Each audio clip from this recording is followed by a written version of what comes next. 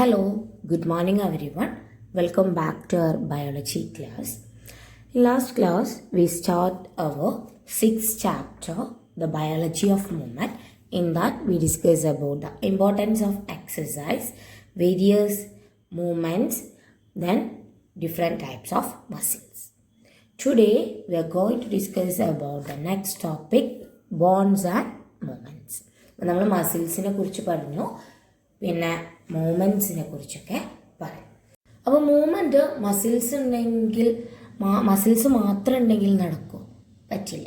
എന്തും കൂടി വേണം, ബോൺസും വേണം മൂവ്മെൻറ്റ് പോസിബിൾ ആവണമെങ്കിൽ. Okay, in what all vase can you move your hand?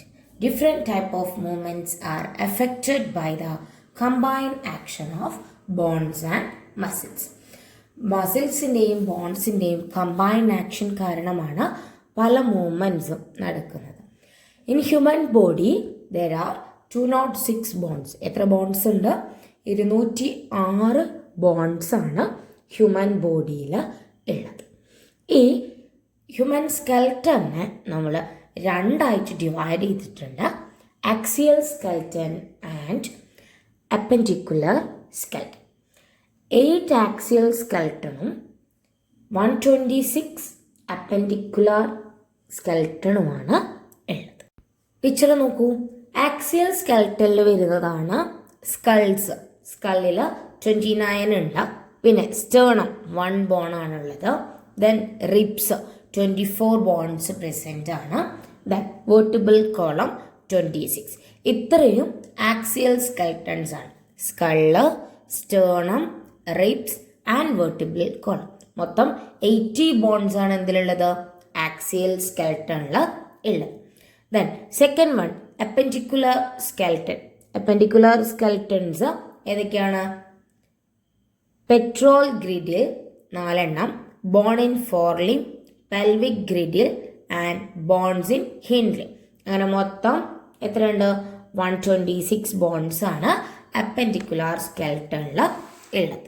Okay, അപ്പം അപ്പൻഡിക്കുലർ സ്കെൽട്ടനിൽ പെട്രോൾ ഗ്രിഡും പെൽവിക് ഗ്രിഡും ബോൺസ് ഇൻ ഫോർലിംബിലുള്ളതും ഹിൻലിംബിലുള്ള ബോൺസ് മൊത്തം 126 ആണ് ഉള്ളത്.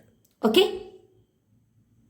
the part of skeleton that consists of bone of head and trunk of vertebrates ആണ് axial skeleton. Part of skeleton consists of bone that support the appendage ആണ് എന്ത്? അപ്പൻഡിക്കുലർ സ്കെൽട്ടൺ എന്ന് പറയുന്നത്. ഓക്കെ, അപ്പോൾ ഈ ഇലിസ്ട്രേഷൻ ആണ് നമ്മളിപ്പോൾ പറഞ്ഞത്, അത് കംപ്ലീറ്റ് ചെയ്യും. Okay, the combined action of bone and muscle facilitate variety of movements. We can understand this easily by observing the movement of muscle and bones of our hand. അപ്പോൾ നമുക്ക് നമ്മളുടെ കൈയെ അങ്ങോട്ടും ഇങ്ങോട്ടും മൂവ് ചെയ്യുന്ന സമയത്ത് നമ്മളുടെ ബോൺസ് ആൻഡ് മസിൽസിൻ്റെ മൂവ്മെൻറ്റ് വഴി നമുക്കിത് മനസ്സിലാക്കാൻ വേണ്ടിയിട്ട് പറ്റും. നോക്കൂ, ഫോർ ലിംബിൻ്റെ മൂവ്മെൻ്റ് ആണ് കാണിച്ചിരിക്കുന്നത്. നമ്മളിങ്ങനെ മടക്കുന്ന സമയത്ത് ഫ്ലെക്സർ മസിൽ കോൺട്രാക്ട് ചെയ്യുന്നുണ്ട്, എക്സ്റ്റെൻഡർ മസിൽ ഈ മേലെ കാണുന്നതാണ് ഫ്ലെക്സർ, നമ്മളുടെ കൈയിൻ്റെ അടിഭാഗത്തായിട്ട് കാണുന്നതാണ് എക്സ്റ്റെൻഡർ മസിൽ. അപ്പോൾ നമ്മളിങ്ങനെ മടക്കുന്ന സമയത്ത് ഫ്ലെക്സർ മസിൽസ് ആണ് കോൺട്രാക്ട് ചെയ്യും, എക്സ്റ്റെൻഡർ മസിൽ എന്ത് ചെയ്യാണ്? റിലാക്സ് ചെയ്യാണ് ചെയ്യുന്നത്. ആ സമയത്ത് അത് കണ്ടില്ലേ, ടെൻഡൻ, അതാണ് ടെൻഡൻ. നെക്സ്റ്റ് നമ്മൾ ജസ്റ്റ് ഒന്നിങ്ങനെ ചുരുട്ടി പിടിക്കുകയാണെങ്കിൽ നോർമലായിട്ട് എന്താണ്? എക്സ്റ്റെൻഡർ മസിലാണ് എന്ത് ചെയ്യുന്നത്? കോൺട്രാക്ട് ചെയ്യുന്നത്. ഫ്ലെക്സർ മസിലാണ് എന്ത് ചെയ്യുന്നത്? റിലാക്സ് ചെയ്യുന്നത്. അപ്പോൾ ഇതാണ് ലിംസിൻ്റെ, ഫോർ ലിംസിൻ്റെ മസിൽസിൻ്റെ മൂവ്മെൻറ്റ്സ് എന്ന് പറയുന്നത്. ഓക്കെ, അപ്പോൾ 2 ടൈപ്പ് മസിൽസ് ആണ്. ഫ്ലെക്സർ മസിൽ ഫ്രണ്ടിൽ കാണുന്നതും കൈയിൻ്റെ ബാക്കിലായിട്ട് കാണുന്നത് extender muscles. Okay, steroids, protector and villain. The chemical known as steroids are prescribed as a medicine for certain diseases. Consumption of medicine as per the prescription of doctor is a part of healthcare. But there has been news from the sports sector about the abuse of steroid by some sports stars. The reason is that steroids enhance production of energy any muscles. We forget that unwise use of steroid for momentary achievement may lead to hypertension, cardiac problem, imbalance of sex hormone, etc. It is both offense towards oneself and society. നമ്മൾ steroids കഴിക്കാറുണ്ട്, പല സുഖത്തിനും കഴിക്കാറുണ്ട്, ഡോക്ടറിൻ്റെ നിർദ്ദേശം അനുസരിച്ചാണ് നമ്മൾ കഴിക്കാറ്. പക്ഷേ ഈ സ്പോർട്സ് അധികം നമ്മൾ റേസസിലൊക്കെ കാണാറുണ്ട്, ഇവരെന്ത് ചെയ്യും, ഇങ്ങനെ കുത്തിവെക്കും. ഈ കുത്തിവെക്കുന്ന സാധനം എന്താണ്, ഈ സ്റ്റീറോയിഡാണ്. ഇവർ ഈ സിറിഞ്ച് വഴി സ്പോർട്സിലുള്ള ആൾക്കാരൊക്കെ കയറ്റുന്നത്. എന്താണ്, അവരുടെ എനർജി പ്രൊഡക്ഷൻ കൂട്ടാനും മസിൽ ആക്ടിവിറ്റി കൂട്ടാനും. റേസിലൊക്കെ വലിയ വലിയ ഒളിമ്പിക്സിൽ പാർട്ടിസിപ്പേറ്റ് ചെയ്യുന്നവർ ഫസ്റ്റ് കിട്ടാനും അതുപോലെ സ്പീഡിൽ ഇതൊക്കെ ആക്കാൻ വേണ്ടിയിട്ട് ചെയ്യുന്നതാണ് ഈ സ്റ്റീറോയിഡ് ഡ്രഗ് കുത്തിവെക്കും. അപ്പോൾ അവരുടെ എനർജി പ്രൊഡക്ഷൻ കൂടും, അതുപോലെ മസിൽസൊക്കെ ഭയങ്കര ആക്റ്റീവാകും. അപ്പോൾ ഇത് തെറ്റാണ്. ഇതിങ്ങനെ പല അവസരത്തിലും പിടിച്ചും കണ്ടിട്ടുണ്ട്. അപ്പോൾ സ്റ്റീറോയിഡ്സ് ഇങ്ങനെ യൂസ് ചെയ്ത് കഴിഞ്ഞാൽ ഹൈപ്പർ ടെൻഷൻ ഉണ്ടാവും, അതുപോലെ തന്നെ നമ്മുടെ കാർഡിയാക് പ്രോബ്ലംസും അതുപോലെ ഹോർമോൺസിലൊക്കെ ഇമ്പൾസസ് വരും. All movement is effective and complete when muscle work in unison with bone. You have understood that the forelimb, when one muscle contract and other muscle relax. അല്ലേ, movements നമ്മൾ കണ്ടു. ഒരു മസിൽ കോൺട്രാക്ട് ചെയ്യുന്ന സമയത്ത് മറ്റേ muscle അവിടെ എന്താ ചെയ്യുന്നത്, റിലാക്സ് ചെയ്യാണ് ചെയ്യുന്നത്. These pair of muscle which are opposite in action are called as antagonistic muscle. അപ്പം ഒരാൾ എന്താണ്, നമ്മളുടെ ഫ്ലെക്സർ കോൺട്രാക്ട് ചെയ്യുകയാണെങ്കിൽ എക്സ്റ്റെൻസർ റിലാക്സ് ചെയ്യുന്നു, എക്സ്റ്റെൻസർ കോൺട്രാക്ട് ചെയ്യുകയാണെങ്കിൽ ഫ്ലെക്സർ റിലാക്സ് ചെയ്യുന്നു. അപ്പോൾ എന്താണ്, അവിടെ ഓപ്പോസിറ്റ് ആക്ഷൻ ആണ് നടക്കുന്നത്. ഇങ്ങനെയുള്ള പെയർ ഓഫ് മസിൽസിന് നമ്മൾ എന്താ പറയുന്നത്, ആന്റഗോണിസ്റ്റിക് മസിൽസ്. ഏതാണ് ഇവിടെ ആന്റഗോണിസ്റ്റിക് മസിൽസ്? ഫ്ലെക്സറും എക്സ്റ്റെൻസറുമാണ് ഇവിടുത്തെ ആന്റഗോണിസ്റ്റിക് മസിൽസ് എന്ന് പറയുന്നത്. The action of antagonistic muscle is the basis of almost all movement of the body. അപ്പം ഈ ആന്റഗോണിസ്റ്റ് മസിൽസിൻ്റെ ഈ മൂവ്മെൻ്റ് ആണ് നമ്മളുടെ ബോഡിയിലെ ബേസിക് ആയിട്ടുള്ള എല്ലാ മൂവ്മെൻറ്റ്സിനും ഹെൽപ്പ് ചെയ്യുന്നത്. ഓക്കെ, അപ്പോൾ ഓപ്പോസിറ്റ് ആക്ഷനുള്ള മസിൽസിനാണ് നമ്മൾ എന്ത് പറയുന്നത്, ആന്റഗോണിസ്റ്റിക് മസിൽസ് എന്ന് പറയും. ഓക്കെ, അപ്പോൾ നമ്മൾ ബോൺസിൻ്റെ കാര്യം പറഞ്ഞു. നെക്സ്റ്റ് നമുക്ക് പറയാനുള്ളത് ജോയിൻറ്റ്സ് ആൻഡ് മൂവ്മെൻറ്റ്. നമ്മളുടെ ബോഡിയിൽ കുറേ ജോയിൻറ്റ്സ് ഉണ്ട് അല്ലേ. അപ്പോൾ നമ്മൾ ബോൺസിൻ്റെ കാര്യം പറഞ്ഞു, അതിൻ്റെ മൂവ്മെൻറ്റ് പറഞ്ഞു. ഇനി ജോയിൻറ്റ്സ് എന്തൊക്കെ ജോയിൻറ്റ്സ് ഉണ്ട്? ഷോൾഡറിൻ്റെ എവിടെയുണ്ട്, കൈമുട്ടിൻ്റെ അവിടെ ജോയിൻ്റ് ആണ്, കാൽമുട്ടിൻ്റെ അവിടെ ജോയിൻ്റ് ആണ്, നമ്മളുടെ ഊര ഇവിടെയൊക്കെ എന്താണ്, ലെഗ് തുടങ്ങുന്ന സ്ഥലത്ത് അവിടെയൊക്കെ എന്തുണ്ട്, നമുക്ക് ജോയിൻറ്റ്സ് ഉണ്ട്. നെക്ക് നിൽക്കുന്ന ഹെഡും നെക്കും കൂടെ അവിടെ എന്തുണ്ട്, ജോയിൻറ്റ്സ് ഉണ്ട് അല്ലേ. Joints are the meeting place of two bones. രണ്ട് ബോൺസ് മീറ്റ് ചെയ്യുന്ന സ്ഥലത്തിനെയാണ് നമ്മൾ എന്ത് പറയുന്നത്, ജോയിൻറ്റ്സ് എന്ന് പറയുന്നത്. They help in the movement of bones. അവരെന്തിന് സഹായിക്കുന്നു, ബോണിൻ്റെ മൂവ്മെൻറ്റിന് സഹായിക്കുന്നു. Joints give more flexibility to the bone to movement. ഇങ്ങനെ ജോയിൻ്റ് ഒന്നും ഇല്ലാത്ത ഒരാളെ അവസ്ഥ ആലോചിച്ച് നോക്കൂ, മൂവ് ചെയ്യാൻ പറ്റുമോ അവർക്ക്? ഇല്ല. ഈ ജോയിൻറ്റ്സ് ഉള്ളത് കൊണ്ടാണ് നമുക്ക് ഫ്ലെക്സിബിളായിട്ട് നമ്മളുടെ കൈ അങ്ങോട്ടും ഇങ്ങോട്ടും, ഹിപ്പ് അങ്ങോട്ടും ഇങ്ങോട്ടും, തല അങ്ങോട്ടും ഇങ്ങോട്ടൊക്കെ നമുക്ക് ആക്കാൻ വേണ്ടിയിട്ട് പറ്റുന്നത്. The nature of movement vary with the nature of joints. നമ്മളുടെ മൂവ്മെൻറ്റ്സിൻ്റെ നാച്ചർ എന്തിനായിട്ട് ഡിപ്പെൻഡ് ചെയ്യുന്നു, നമ്മളുടെ ജോയിൻറ്റ്സിനെ ഡിപ്പെൻഡ് ചെയ്യുന്നു. നമ്മളുടെ കൈ ബാക്കോട്ട് മടക്കാൻ പറ്റുമോ? ഇല്ല. അപ്പം അതിനനുസരിച്ചാണ് നമ്മളുടെ ജോയിൻറ്റ്സ് അറേഞ്ച് ചെയ്ത്.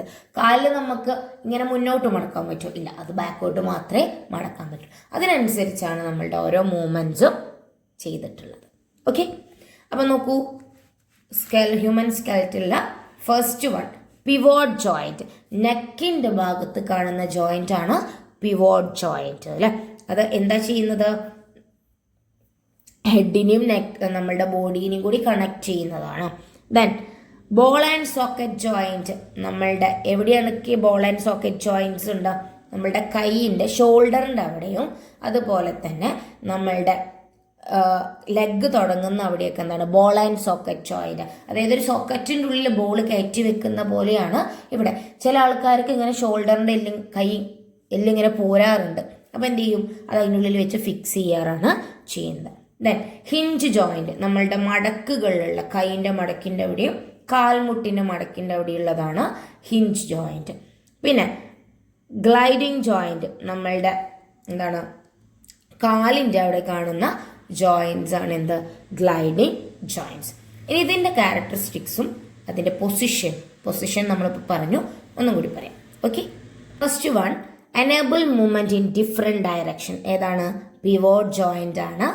ഡിഫറെൻറ്റ് ഡയറക്ഷനിൽ നമുക്ക് മൂവ്മെന്റിന് ഹെൽപ്പ് ചെയ്യുന്നത്.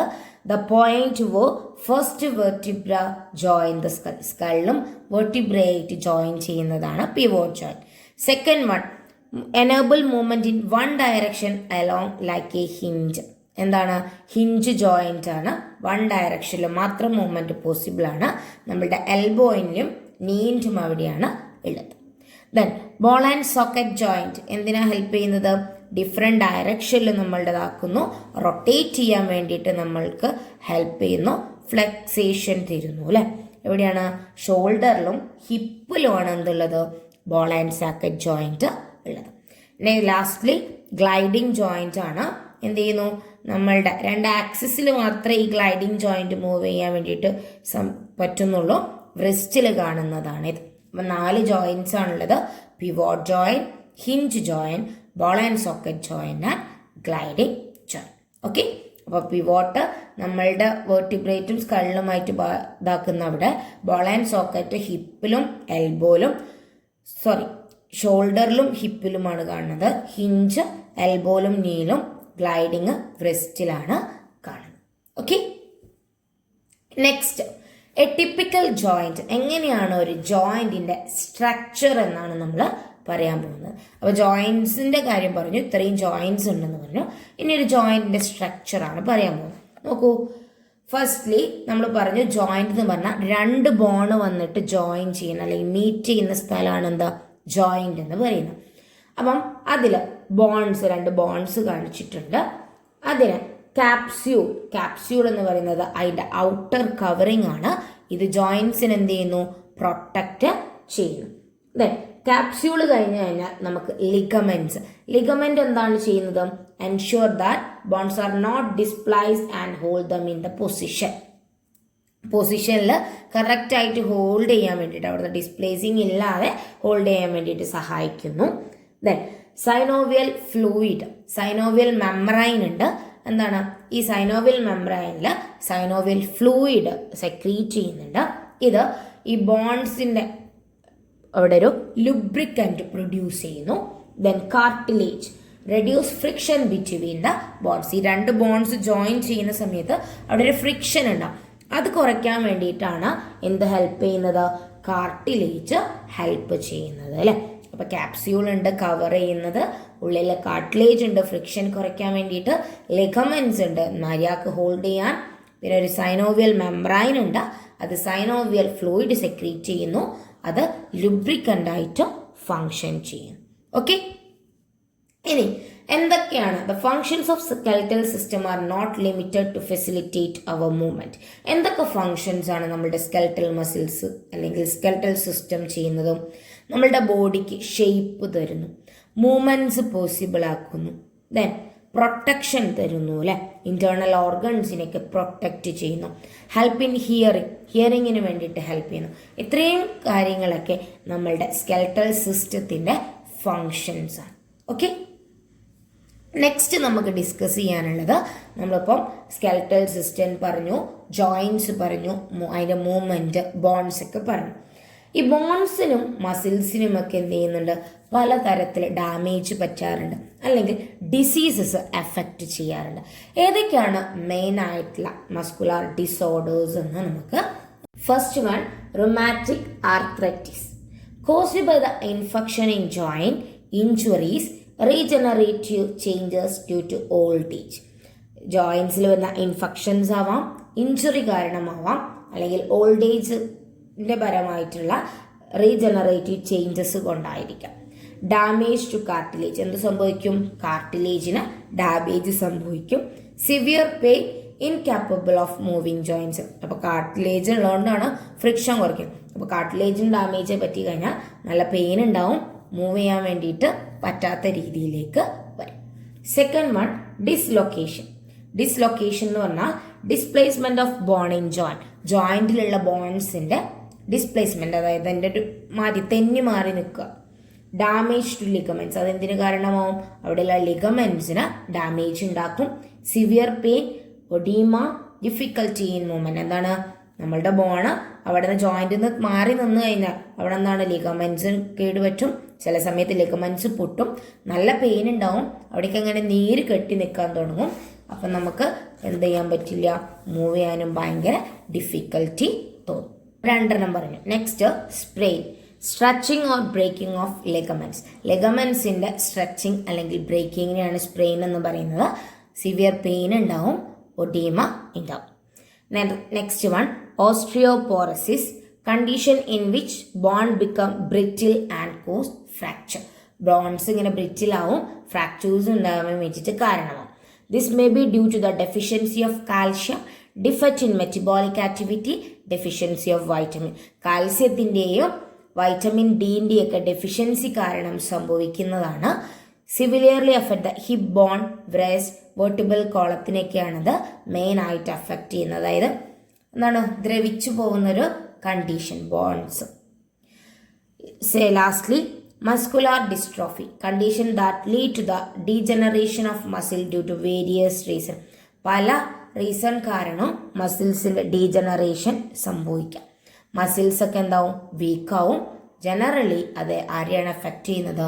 ബോയ്സിനെയാണ് എഫക്റ്റ് ചെയ്യുന്നത്. അപ്പം നമ്മളിപ്പം 5 മസ്കുലാർ ഡിസോർഡേഴ്സിനെ കുറിച്ചാണ് പറഞ്ഞത്.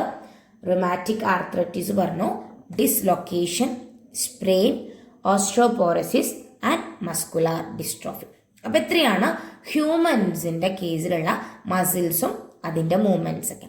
ഇനി നമുക്കിതിൽ പറയാനുള്ളത് മറ്റുള്ള ഓർഗാനിസത്തിൻ്റെ മസിൽസും അവരുടെ ലോക്കോമോഷനും അതുപോലെ തന്നെ പ്ലാന്റ്സും. ഇത്രയും കൂടിയാണ് ഇനി ഈ ചാപ്റ്ററിൽ നമുക്ക് കവർ ചെയ്യാനുള്ള ടോപ്പിക്.